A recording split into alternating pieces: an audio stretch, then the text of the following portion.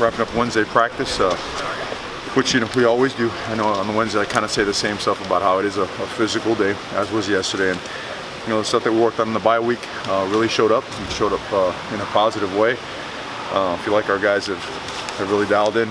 They're focusing on the processes, on our preparation, as opposed to really anything else. So looking forward to continuing this preparation throughout the next couple days as it relates to Saturday.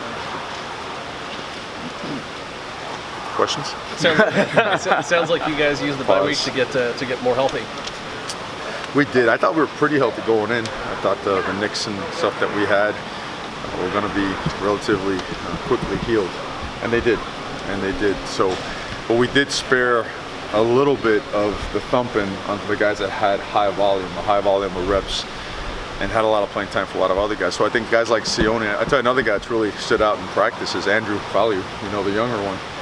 I always tell his older brother, younger brother's always better, much better looking and all that stuff. So that gets Austin pretty upset. But he showed up as well. But guys like that, guys like Stephen Jones, they got plenty of reps. But obviously now in game week, our guys have gotten the majority of the reps like we always do. But it's been a regular Tuesday and Wednesday in terms of the regimen, the structure, the rep count, everything else that goes with it.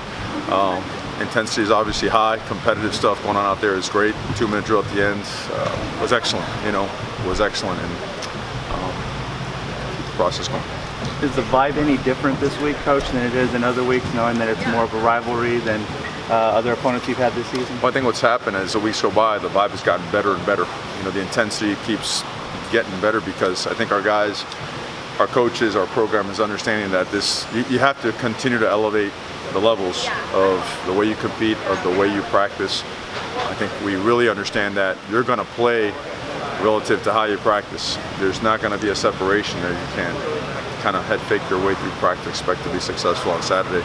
So I think that's showing up. I think responsibility and accountability, being a good teammate, being a guy that is a good friend, is going to hold his friends and his teammates accountable to make sure that they're doing everything they can in terms of doing everything they can to help the team be successful. So I think all those things are kicking in and they're growing, but it never stops. We have to keep giving examples. We have to keep providing situations and circumstances that allow them the opportunity to grow and to develop.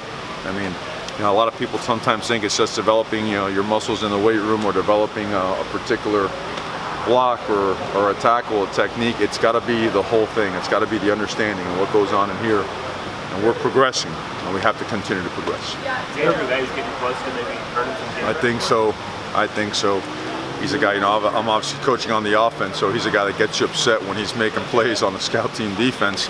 But, we threw him in there and then had some reps today, just a very twitchy, explosive guy, which is good. We're developing more defensive linemen, which at this time, that's what's great about this red shirt rule. You could pull the trigger and play these guys for 4 games and still figure it out after the fact.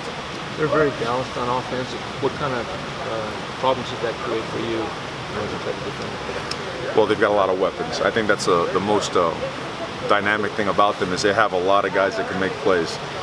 Their quarterback, obviously, we've known I think he's the only 4-year starter there, if I'm correct on that, I'm not sure. But, what makes it work, he's got a heck of an offensive line. They're really big, long, rangy, powerful guys. And the tight ends could do both. They can stretch the field and they could hit you at the line of scrimmage and create some push. The receivers, which I know that people talked about that being a question at the beginning of the year, they're explosive guys. They showed it last week. Did a great job on the 50-50 balls, went up and got them. They know how to fight for the ball. They get you in a lot of situations where they protect with 7 guys so that you're running and chasing these deep crossing routes and these long shots. Sometimes underthrown fades, sometimes just try to rub you deep. Try to get the safety to bite, but the running back Askins, he's just a special guy. He's a special guy. He's, in our opinion, he's one of the best running backs in the country. I mean, he not only does he make you miss, he makes you miss subtly, where he could put a foot in the ground and still get some more yards and get vertical. He's very patient, and then when he hits it, so he could outrun you, he could run by you. And then the part that's deceptive, he plays with a lot of power. And it showed last game, he fought through whatever, and he's healthy and he's good to go. So those are the those are the kind of guys that make an offense special. So they got a lot of good weapons, and we've been preparing for all of it. Philosophically, how aggressive do you like to be, or like to see a defense be on 1st and 10 or 3rd and 7 plus? Just how aggressive do you like to be in those situations in passing game, philosophically speaking? Broad picture. You want the game plan, don't you? Well, you know, it all depends. You know, well, let me go back to your question in terms of defensively, how aggressive we want to be versus them, or how aggressive we want to be offensively. No, defensively. Defensively, you got to pick and choose, and you got to be smart, and you got to be able to. With a quarterback that smart, you've got to be good about how you disguise things. The picture's got to change a little bit. I think that's a quarterback where the picture remains the same, and that's a coordinator where if the picture remains the same, he's going to be able to pick and choose the soft spots, right? I mean, every defense has something you want to attack. And I think if you give them that, I think you put yourself at a disadvantage. Now, that being said, you got to pick your moments. I mean, you got to play football, and more importantly, you've got to be able to play the next play, good or bad.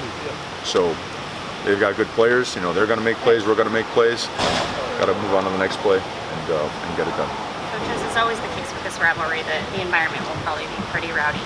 What has been your message to the team this week, and probably every week, on how to avoid some of those personal and sportsmanlike? Sure. Well, I think the first thing is acknowledge the fact that this is a really intense rivalry, okay? And then also acknowledge that that has nothing to do with our preparation. So I think it's, you honor it because it is a special moment, it's a special game for so many. Our fans, their fan base, you know, both universities or whatnot, but that, and I could say, I'm pretty sure it's for both teams, we're focused on the process to be able to have success on Saturday, so that all that energy, all that passion has to be focused and harnessed towards preparation, and that's where the motivation should be. And understanding that, you know, that last game, you know, as you know, I went through the roof on our couple of penalties that have no business being part of the game, and we can have none of that. So it's been addressed. It's been addressed in an extremely strong way, and the expectation is for that to be out. Okay, and so I guess I'll leave it at that. You know, I'll leave it at that, but understanding that, you know, that process never ends. I mean, there's so many of us here played, you know, football, and all of a sudden you get caught in the moment. Sometimes, you know, as a young man, you tend to forget that there's another 84 guys on the sideline that are counting on you, and taking a selfish penalty doesn't help any one of them or the program. So hopefully we've gotten out to that point where we can understand that and execute things accordingly. Mario, you've got a couple safeties with 3 picks already in 5 games. What do you attribute that to? Have most of them been because of pressure, or are they just ball hops? What's kind of been the key to getting that move? Combination. A combination of both. Those guys they're talented guys. They're students of the game. The guys up front have done a nice job creating some pressure. They spend an enormous amount of time watching film. They do. So they understand route distribution. They understand the timing of the passing game. They understand quarterbacks, and you know how certain quarterbacks, they'll lead you, others will juke you a little bit and mislead you. So I think that their film study, the attention to detail, their mental intensity as it relates to preparation. I know I've used that word a million times. I apologize. I don't want to be redundant, but it's kind of what we've become. We've become that process-oriented preparation team. So I think it's all that stuff. They're pretty talented guys too. You know, we're glad they're here, no doubt. How much of that has been Ugo being able to prepare Javon a little bit more? And what is Ugo's role been? That's a great point. Yeah, that's a great point. He has Ugo, not only Javon, but just overall as a team leader, he's done wonders. He really has. I think a guy like that, you know, there comes a point in time where as a senior you realize, well, what's my legacy going to be? Like when I leave here, what's that locker room going to say about me? And him and Justin Hollins and Jelks and all these guys that are seniors, that means a lot to them. So they've taken accountability and taken ownership of leading others and becoming a great mentor and teaching others.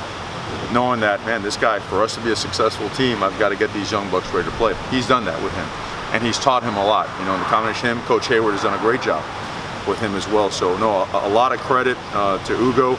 He takes pride in that. I think you see him, if you get a chance, watch him, and the way that well, I guess you guys aren't on practice. Sorry, I can't have you at practice.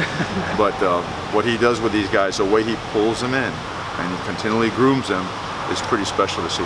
Today, Sewell's been a guy that's graded out really well. You kind of just put in context how impressive that's been for him as a true freshman. For who, I'm sorry? Sewell.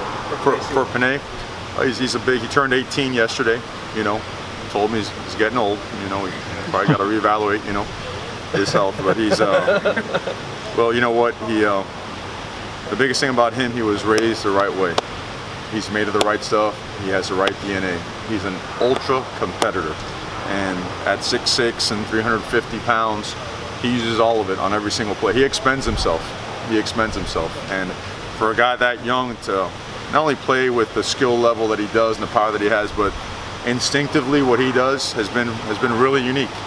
I've been fortunate to be around some really good ones, you know, young and old, and I mean, hard to find one that's been able to do what he's done at such a young age. Coach, what are rivalry games like when you were a player?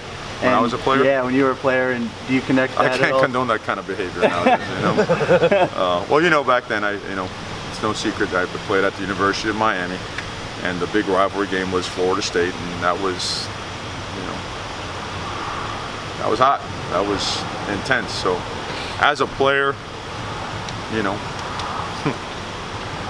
how do I keep this?